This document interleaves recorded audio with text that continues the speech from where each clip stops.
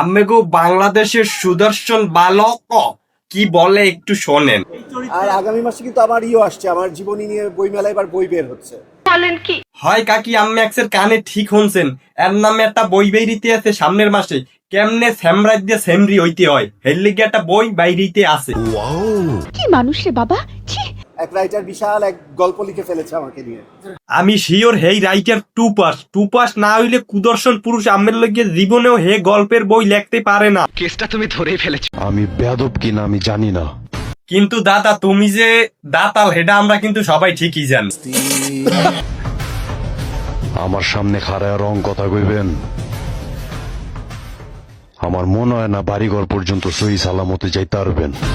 খবরদার কেউ যদি আল্লাহ কথা বতা কন হিসেব করে কবেন, কথা বতা যদি কোনো মতে ভুল কন ওই দায়িত্ব দিয়ে এমন ভাবে আম্মের পাও কামড়াই ধরবে আম্মে কিন্তু দাদু আর বাড়ি ফিরিয়ে যাইতে পারবেন না। কথা কি ক্লিয়ার না ভেজাল আছে? রাস্তা দিয়ে যাওয়ার সময় আমরা মেয়েরা ছেলেদের দিকে তাকাই না, ছেলেরা আমাদের দিকে তাকায়। ও আফা, আম্মের দিক যে পোলাডায় রাস্তায় বাইরে চাই হেই পোলাডার নাম্বারটা একটু কষ্ট হয়ে গিয়ে আম্মে মরে দেন, মুই হেই পোলাডারে পাবনা হসপিটালে ভর্তি হরমু।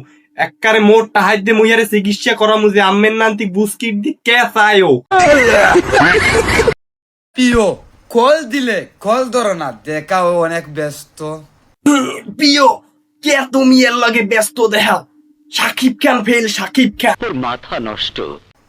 আমার বুঝতে বাকি নয় তুমি যে পর পুরুষে আসক্ত। প্রিয় তুমি করলা কি? এই নায়ক কি তুমি আর পাবা? তুমি কে পর পুরুষে আসক্ত হইলা? মিথ্যা ভালোবাসায় করতে চাও আমার জীবনটাই ধ্বংস। তোর জীবনটার আর আছে কি? তোর চোখ দি খোরলে হান্দাইলে তুই নেশা করতে করতে হালার পো হালা তোর তো চোখ গেছে।